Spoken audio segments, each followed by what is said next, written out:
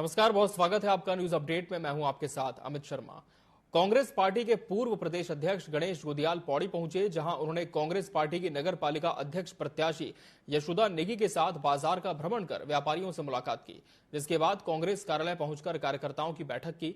गणेश गोदियाल ने बताया कि आगामी नगर पालिका चुनाव को जीतने और पार्टी को आगामी चुनाव के लिए मजबूत करना सभी कार्यकर्ताओं का फर्ज है, जिसे उन्होंने बखूबी निभाना चाहिए।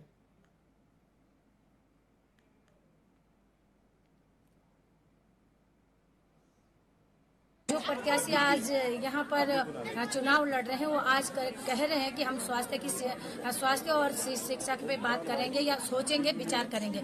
अच्छा ये बताइए, इतने धनाढ्य लोग, सभी लोग धनाढ्य लोग हैं और आज तक इनकी सोच पे क्या हो गया था, इनकी आंखों में पर्दा पड़ गया था कि यहाँ पर स्वास्थ्य की जो व्यवस्था गड़बड़ा रखी है, आज तक इनके दिमाग में ये क्यों नहीं सोचा इन्होंने, ये शिक्षा की व्यवस्था ऐसी नहीं है तो क्यों नहीं सोचा है।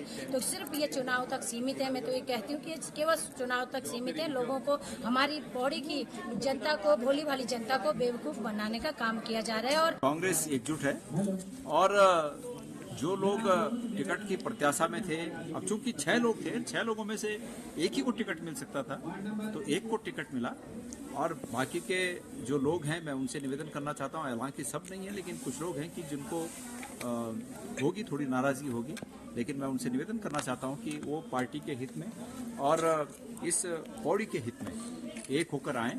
और ऐसा तो टिकट तो एक ही को मिलता है और अगर उनकी प्रत्याशी जीतती है तो उनके विचारों को नगर पालिका के अध्यक्ष के माध्यम से, चूंकि उनके प्रत्याशी अब जो कांग्रेस की प्रत्याशी हैं, अगर उनकी प्रत्याशी होती हैं तो उस नगर पालिका के अध्यक्ष के विचारों के माध्यम से और उनके विचारों के माध्यम से वो अपने विचारों को क्रियान्वयन कर सकते हैं। निकाय चुनाव का समय जैसे जैसे नजदीक आ रहा है, वैसे वैसे प्रत्याशियों ने भी चुनाव प्रचार तेज कर दिया है।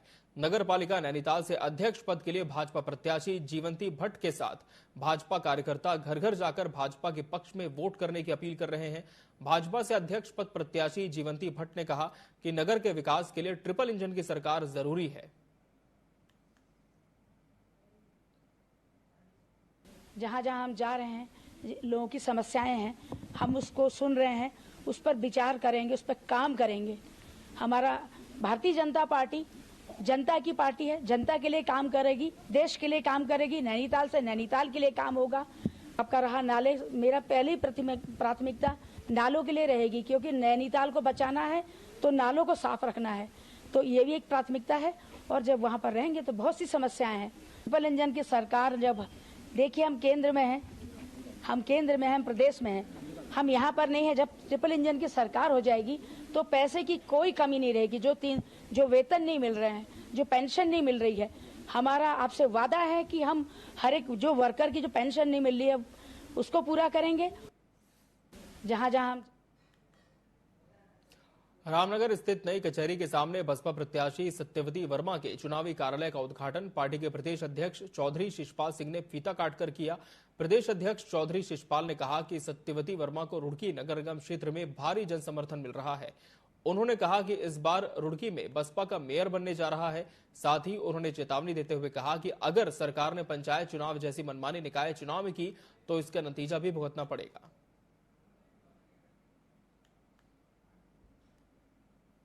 संजीव जहाँ चलता है अकेला चलता है और काफिला जिसको चलाता है तो वो काफिला तो बढ़ेगा, घटते घटते बढ़ता रहेगा और पूरा शहर नीला हो जाएगा।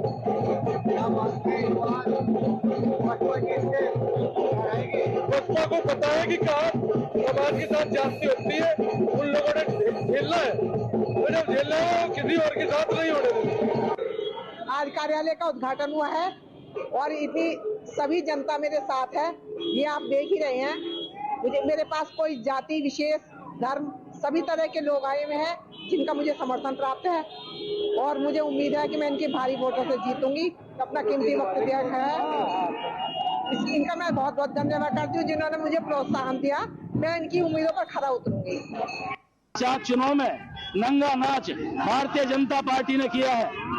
जो भारतीय जनता पार्टी ने जिला पंचायत के चुनाव में किया है, इस तरीके से अगर उसने नगर निगम में किया है, मैं प्रदेश अध्यक्ष होने के नाते कहना चाहता हूं कि भारतीय जनता पार्टी को बहुत कुछ भुगतना पड़ेगा। ये बहुजन समाज के साथ ही खड़े हैं। हम जितना लंबा हम खड़े हैं 5 फीट का डंडा लेकर के वहीं बैठे रहेंगे सब लोग और झंडा डाल के। अल्मोड़ा में मतदान की तारीख नजदीक आने के साथ ही चुनावी घमासान तेज होता जा रहा है। बीजेपी और कांग्रेस दोनों डोर टू डोर कैंपेनिंग में जुट गए हैं।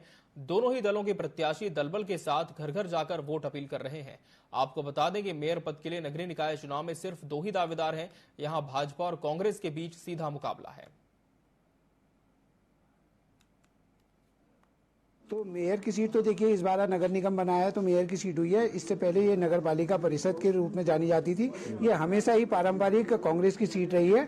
इस बार ये सीट और भी मजबूती से जीतकर कांग्रेस पार्टी की झोली में डाली जाएगी। जो हमारी प्रदेश में केंद्र में हमारी सरकार है उसका लाभ इस अल्मोड़ा नगर को अवश्य मिलेगा और मैं ये वचन दे रहा हूँ कि मैं ईमानदारी के साथ कार्य करूंगा और इस अल्मोड़ा नगर को जो ऐतिहासिक नगर से के नाम से जाना जाता है इस शहर को आगे ले जाने के लिए कोई भी कमी नहीं छोड़ूंगा, ये मेरा वचन है। उत्तराखंड के प्रवासियों ने देश दुनिया में अपने कार्यों के बल पर अलग पहचान बनाई है। कैबिनेट मंत्री प्रेमचंद अग्रवाल ने बताया कि अभी तक 18 देशों में रह रहे प्रवासी उत्तराखंडियों से संपर्क स्थापित किया जा चुका है। इसमें 17 देशों से 50 से अधिक प्रवासी उत्तराखंडियों ने पंजीयन कराया है। सम्मेलन में निवेश, हॉस्पिटैलिटी, वेलनेस, कौशल विकास, विदेश में रोजगार, उच्च शिक्षा और जड़ी बूटियों से जुड़े विभिन्न मुद्दों पर गहन चर्चा होगी।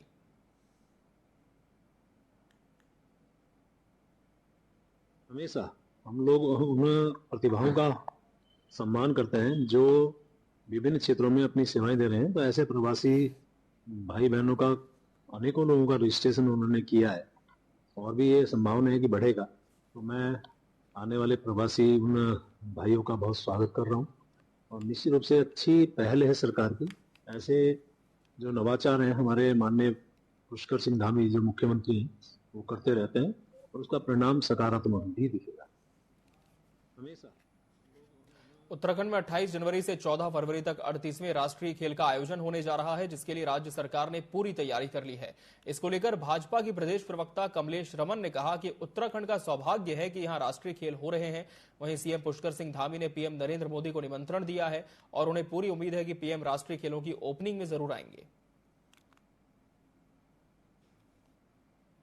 बिल्कुल, देखिए माननीय मुख्यमंत्री जी ने निमंत्रण दिया है और क्योंकि हमारे प्रदेश का ये गौरवशाली क्षण होगा जिस वक्त यहाँ राष्ट्रीय खेल होंगे, तो मुझे लगता है कि सभी को निमंत्रण देने का काम माननीय मुख्यमंत्री जी कर रहे हैं और हमें पूरी उम्मीद है कि प्रधानमंत्री जी भी यहाँ पर होंगे। जिस प्रकार से खेल मंत्री जी को भी उन्होंने निमंत्रण दिया है, तो मुझे लगता है कि जितना भी हमारा केंद्र का नेतृत्व है सभी को उत्तराखंड क्योंकि धर्मस्थली है और यहाँ पर सभी की भावनाएं जुड़ी और माननीय प्रधानमंत्री जी का आशीर्वाद तो विशेषकर उत्तराखंड के ऊपर रहता है। तो मुझे लगता है कि प्रधानमंत्री जी का भी आशीर्वाद इन राष्ट्रीय खेलों में हमें मिलेगा।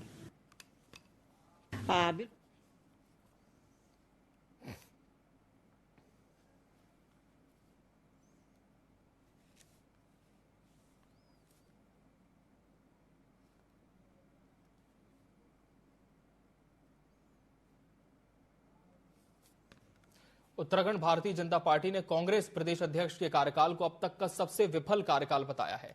भाजपा ने आरोप लगाया कि करण माहरा के प्रदेश अध्यक्ष के कार्यकाल में सबसे ज्यादा लोग पार्टी छोड़कर जा रहे हैं। प्रदेश भाजपा प्रवक्ता कमलेश रमन ने कहा कि उत्तराखंड कांग्रेस के प्रदेश अध्यक्ष करण माहरा के कार्यकाल के दौरान कांग्रेस में इस्तीफों की बाढ़ लगी है। विफल प्रदेश अध्यक्ष करण माहरा, उनको अपने पद से इस्तीफा देना चाहिए। वहीं भाजपा के इस बयान पर कांग्रेस के मुख्य प्रवक्ता गरिमा महारा दसौनी ने कहा कि करण माहरा का कार्यकाल अब तक के प्रदेश अध्यक्षों में बहुत अच्छा रहा है। विपक्ष में रहने के बावजूद उनके नेतृत्व में कांग्रेस ने बद्रीनाथ और मैंगलोर जैसे विधानसभा उपचुनाव जीते हैं। प्रदेश अध्यक्ष के रूप में करण मेहरा जी ने कुर्सी संभाली थी, उस दिन से लेकर के आज तक इस्तीफों की जैसे एक झड़ी सी लग गई है। मुझे लगता है कि ये ऐतिहासिक हो चुका है कांग्रेस के अंदर जिस दिन से वो अध्यक्ष बने हैं और कांग्रेस उस पर मंथन करने की बजाय दूसरों के ऊपर आरोप लगाने का काम करती है। तो मुझे लगता है कि अगर अध्यक्ष का फेलियर है ये और अध्यक्ष को देखना चाहिए इसमें उनकी कमियों के कारण उनकी क्या क्या ऐसी कमियां रही है जिनके कारण लोग छोड़ करके जा रहे हैं। तो मुझे लगता है कि प्रदेश अध्यक्ष को इस्तीफा देना चाहिए क्योंकि अगर उनके कार्यकाल में इतने इस्तीफे हो रहे हैं, इतने दिग्गज और इतने सीनियर लोग अगर छोड़कर जा रहे हैं, तो ये प्रदेश अध्यक्ष का फेलियर है, ये उनके शीर्ष नेतृत्व का फेलियर है कि वो अपने कार्यकर्ताओं को संभाल नहीं पा रहे, उनकी भावनाओं के अनुरूप काम नहीं कर पा रहे, उनकी भावनाओं के अनुरूप कोई फैसले नहीं ले पा रहे। तो अध्यक्ष को तो गिनीज बुक में नाम लिखा जाना चाहिए। जिनके कार्यकाल में इतने अध्यक्ष कांग्रेस के बने हैं, मुझे नहीं लगता आज तक कि किसी भी अध्यक्ष के कार्यकाल में इतने इस्तीफे बम्पर तरीके से हुए होंगे जितने करण मेहरा जी की अध्यक्षता में ये इस्तीफे हुए हैं। माननीय करण मेहरा जी का कार्यकाल अगर आप देखें तो उन्होंने तो सारी जो है पुरानी जो एक चली आ रही थी रीति, उसको तोड़ते हुए बाई इलेक्शंस में कभी भी ऐसा नहीं हुआ कि विपक्षी दल ने विजयी प्राप्त की हो और सत्तारूढ़ दल ही जो है उपचुनाव जीतते आ रहे थे। माननीय करण मेहरा जी के कार्यकाल में पहली बार ऐसा हुआ कि हमने मंगलौर और बद्रीनाथ इनकी नाक के नीचे से हम ले गए, इनके जबड़े से खींच कर ले गए, और वो बद्रीनाथ जहाँ की 99% हिंदू आबादी है और सबसे बड़ी हिंदुत्व की झंडा बरदार भारतीय जनता पार्टी अपने आप को कहती है। तो ऐसे में भारतीय जनता पार्टी अपने गिरेबान में देखे कि उन्होंने चाहे जीत भले ही दर्ज कराई हो विधानसभा में या लोकसभा में, लेकिन उत्तराखंड को किस गर्त में वो ले गए हैं। आज हर पैमाने में हम जो है अग्रणी राज्य बन रहे हैं, चाहे वो महिला अपराध का क्षेत्र हो, चाहे वो वनाग्नि का क्षेत्र हो। सर्वाधिक वनाग्नि वाला राज्य हम बन चुके हैं पूरे देश के अंदर, सर्वाधिक महिला अपराध वाला राज्य हम बन चुके हैं।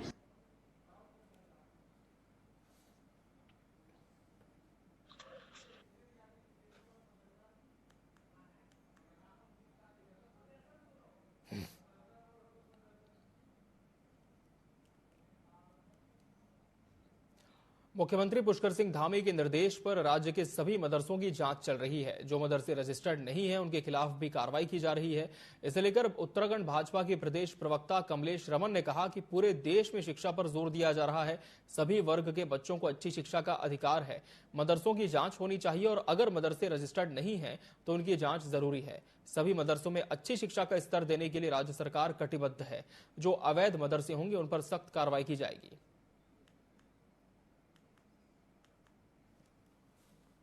देखिए, दिल्ली से लेकर और उत्तराखंड तक शिक्षा पर जोर दिया जा रहा है और माननीय पुष्कर सिंह धामी जी का सपना है कि प्रत्येक वर्ग के बच्चों को समान रूप से शिक्षा मिले। और इसी को लेकर के जो मदरसों के ऊपर जो जांच चल रही है, जो अवैध तरीके से चल रहे थे, मुझे लगता है कि बहुत ही ऐतिहासिक निर्णय है। और क्योंकि सभी को शिक्षा का पूरा अधिकार है और सभी भाषाओं का ज्ञान होना हमारे सभी जितने यहाँ के हमारे बच्चे हैं उनको होना चाहिए। और उत्तराखंड की तो धर्मस्थली शिक्षा के नाम से जानी जाती है। यहाँ से देश विदेश से लोग शिक्षा प्राप्त करने के लिए आते हैं। तो मुझे लगता है कि पुष्कर सिंह धामी जी ने जो जांच के आदेश दिए, ऐसे अवैध निर्माण जो मदरसों के हो रखे हैं उनकी जांच होनी ही चाहिए और सही तरीके से शिक्षा मिलनी चाहिए और उनका पुनरुत्थान भी होना चाहिए और दोबारा एक बार फिर एक अच्छे मॉडल तरीके से उन मदरसों को बनाया जाए ताकि हमारे उन बच्चों को भी जो चाहे किसी भी विशेष वर्ग के हों, उन बच्चों को भी शिक्षा का पूरा अधिकार मिलना चाहिए।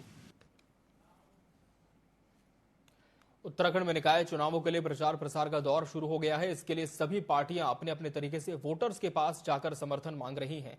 इसी को लेकर उत्तराखंड कांग्रेस के स्टार प्रचारक महेश प्रदेश अध्यक्ष करण मेहरा ने देहरादून के अलग अलग वार्डों में जाकर कांग्रेस प्रत्याशी वीरेंद्र पोखरियाल के लिए जनसंपर्क कर समर्थन मांगा। करण मेहरा ने कहा कि 10 साल के कुशासन के खिलाफ जनता वोट करेगी। कांग्रेस प्रत्याशी वीरेंद्र पोखरियाल ने कहा कि लोगों में खासा उत्साह है और उनको खूब समर्थन मिल रहा है। निश्चित ही प्रचार प्रसार चल रहा है। ये समर है, चुनावी समर है और हम लोग पूरी मेहनत कर रहे हैं और उम्मीद करते हैं कि जो 10 साल का कुशासन रहा है बीजेपी का देहरादून में, हम उसको बदलने में कामयाब होंगे। जनता में बड़ा उत्साह है और इस बार जो है जनता जो है परिवर्तन करने जा रही है, क्योंकि 15 साल जनता ने जो भाजपा सरकार को दिए हैं, इस बार वो पूरा मन बना चुकी है कि इस बार वो पूरा परिवर्तन करके रहेंगे। उत्तरकाशी के भराण गांव में उच्च माध्यमिक विद्यालय का पूरे विधि विधान से भूमि पूजन किया गया। इस मौके पर सभी प्रदेशवासियों को स्कूल निर्माण के लिए बधाई दी गई। साथ ही स्कूल के लिए भूमि दान करने वाले 33 लोगों को फूल माला देकर सम्मानित किया गया। आपको बता दें कि लंबे समय से क्षेत्रवासी और वरुणा घाटी संघर्ष समिति स्कूल की मांग कर रहे थे, जिसकी जानकारी शिक्षा मंत्री को दी गई और शिक्षा मंत्री ने तत्काल स्वीकृति दिलाकर क्षेत्रवासियों को सौगात दी। आज बहुत खुशी की दिन है जो हमारे यहाँ स्कूल का ये उद्घाटन हुआ और विधायक जी को मैं बहुत बहुत धन्यवाद देना चाहूँगी कि हमारे यहाँ टावर की दिक्कत थी, उन्होंने हमारे लिए टावर की व्यवस्था भी की और स्कूल के आगे मतलब विकास के उस पे तौर पे हमारे ये क्या बरौना घाटी के वो देख रहे हैं। सौभाग्य का दिन है हमारे क्षेत्र के लिए और घाटी के लिए। हमारे जो गंगोत्री विधानसभा के वर्तमान विधायक जी हैं, उन्होंने इस घाटी के लिए बहुत कुछ किया है। आज स्कूल का शिलान्यास था और जिस प्रकार से इस घाटी में 3 टावर लगे हैं, रोड 1700 मीटर की रोड हमारी कटी है। उसके बाद समेश्वर ऊपरी कोट में जो परिसर का सौंदर्यकरण होना है, तो मतलब कहने का मतलब है विकास की गंगा को अगर बहाया है तो सिर्फ सुरेश चौहान।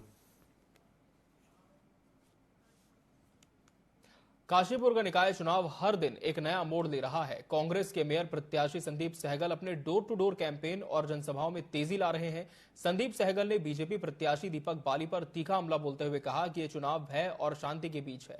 उन्होंने दावा किया कि अगर गलती से भी दीपक बाली जीतते हैं तो काशीपुर के व्यापारी परेशान होंगे और शहर में हर दूसरे दिन झगड़ों और धार्मिक तनाव की खबरें सुनाई देंगी। संदीप ने यह भी कहा कि पहले चुनाव शांतिपूर्ण तरीके से होते थे, जहां जनता विकास कार्यों को देखकर अपने मेयर का चयन करती थी, लेकिन इस बार दीपक बाली की राजनीति ने डर और धमकी का माहौल पैदा कर दिया है। भय का वातावरण इस काशीपुर में नहीं हुआ। चुनाव लड़ाता था और चुनाव लड़ाने के बाद एक आपसी राजनीतिक प्रतिद्वंदिता होती थी, व्यक्तिगत प्रतिद्वंदिता नहीं होती थी।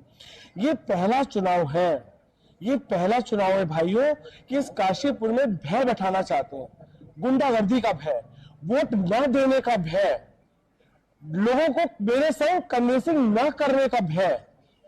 आप ये सोचिए कि वो हर बात का सरकार का दबाव पार्टी के संग, तो अगले दिन उसके ऊपर दबाव बना दिया जाएगा। तो आप अंदाजा लगाइए कि जो व्यक्ति अभी कुछ नहीं बना, जो व्यक्ति अभी कुछ नहीं है, उसके बावजूद काशीपुर की मेरी प्यारी भोली भाली जनता के ऊपर जो इतने दबाव बनवा सकता है, जो इतने भय का वातावरण, जो इतने तानाशाही आदत का हो, वो यदि कहीं आपने गलती कर दी तो इस शहर में क्या होगा। टिहरी की बात करेंगे, जहां विस्थापित कॉलोनी में रहने वाले 2 बच्चे डीएमडी नामक बीमारी से ग्रसित हैं। आपको बता दें, इस बीमारी से ग्रस्त लोग चल फिर नहीं पाते। इन बच्चों के माता पिता बच्चों को लेकर चिंतित हैं, क्योंकि इस बीमारी का इलाज कई करोड़ों में होता है। ऐसे में हरिद्वार विधायक मदन कौशिक ने बच्चों के अभिभावकों को मदद करने का आश्वासन दिया है।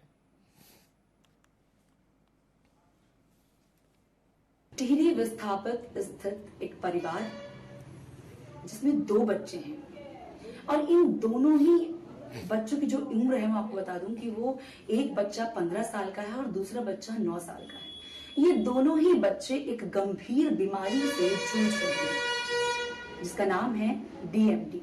डीएमडी इसका शॉर्ट नेम है। इसको गूगल करके आप जान सकते हैं कि आखिर ये बीमारी कितनी खतरनाक है। आपको बता दें कि इन बच्चों के जो अभिभावक हैं वो अपने बच्चों के इलाज में अपनी पुश्तैनी जमीनें बेच चुके हैं और इस वक्त हम जहां पर खड़े हैं, इस मकान को बेचने के लिए भी इसकी कीमत लग चुकी है। वजह बस इतनी कि ये अपने बच्चों का इलाज करा सकें। हमारे साथ इनकी अभिभावक मौजूद हैं। आइए इनसे बातचीत करते हैं और जानते हैं इस बीमारी के बारे में और इसमें आने वाले खर्च के बारे में। मैं आपसे जानना चाहूंगी सबसे पहले कि इस बीमारी के बारे में आपको कैसे पता चला? इस बीमारी के बारे में पता लगा कि जब मेरा बेटा छोटे वाला 8 या 9 महीने का था तो उसको फीवर हुआ, तो हम उसको दिखाने के लिए डॉक्टर अंजुम शरीमारी के पास ले गए। जैसे कि बड़े वाले बेटे में दिक्कत आने लगी कि वो सीढ़ियाँ जब चढ़ता था तो नींद पे हाथ रख के चढ़ता था। तो हमने अंजुम शरीमारी से बात करी कि सर इसके ऐसे ऐसे चलता है। तो जब उन्होंने उसको चेक करना शुरू किया तो स्टेथो से ना तो उसको इंची टेप से नापना शुरू किया। तो जब उन्होंने नापना शुरू किया तो उनको डाउट हो गया कि इनको क्या चीज़ है। फिर उन्होंने हमें टेस्टिंग के लिए एम्स ऋषिकेश लिखा। एम्स ऋषिकेश वालों ने हमें सर गंगाराम के लिए लिखा। तो इस चक्कर में हमें पता लगा कि इनको ड्यूचेन मस्कुलर डिस्ट्रॉफी है। मैं लोगों से यही अपील करना चाहूंगी कि जितना से जितना हो सके लोग हमें देख रहे हैं, हमारे दर्द को महसूस कर पा रहे हैं कि किस तरीके के दर्द से हम लोग गुजर रहे हैं। तो हम लोग ये चाहेंगे कि लोग आगे आए, हमारी आर्थिक मदद करें, सहायता करें, जिससे कि हम आगे का ट्रीटमेंट जो कि कई करोड़ में है अपने बच्चों का करवा सके। और हम भी अपने बच्चों को चलता फिरता हुआ देखना चाहते हैं कि हमारे बच्चे भी उठकर चलें फिरें। बस मेरी यही अपील है, जनता से आगे आइए और हमारी आर्थिक मदद कीजिए। हम आपकी छोटी छोटी मदद से भी हमारे दोनों बच्चों की जान बच सकती है और एक बहुत अच्छी लाइफ वो दोनों जी सकते हैं। देखिए, अभी हमने इनके अभिभावकों से बात करी है, अभिभावकों से, और इनके माता पिता का ये कहना है कि हम साफ तौर से आपसे ये गुजारिश कर रहे हैं कि आप जितनी हो सके आर्थिक मदद कीजिए, क्योंकि आपकी आर्थिक मदद से ही ये जो इनके बच्चे हैं उनका इलाज हो पाएगा। और सबसे बड़ी बात ये है कि हर रोज अपने बच्चों को खोने का जो डर है, इसके साथ जीना क्या होता है, ये वो जरूर समझ पाएगा जिसकी औलादें हैं। आइए हम आपको उन बच्चों से भी मिलवाते हैं कि आखिर वो बच्चे कैसे हैं।